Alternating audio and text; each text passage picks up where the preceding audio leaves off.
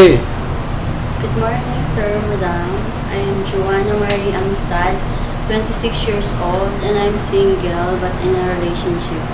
I have two kids, both girls, 7 years old and 5 years old. I am Catholic. I have working experience as a domestic helper here in the Philippines since 2009 up to now. My job is cleaning the house, cook simple food, and I'm willing to learn cooking Chinese food. I go to a market, wash dishes and clothes, mop the floor.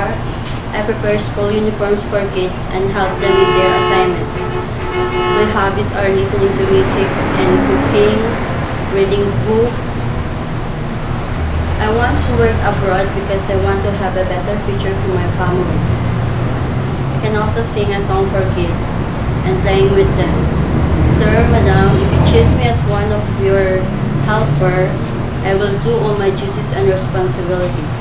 I am honest, patient, and hardworking. I will treat your family as my own, and I promise to finish my 2 years contract. Hope to see you soon, sir, madam. Si Chef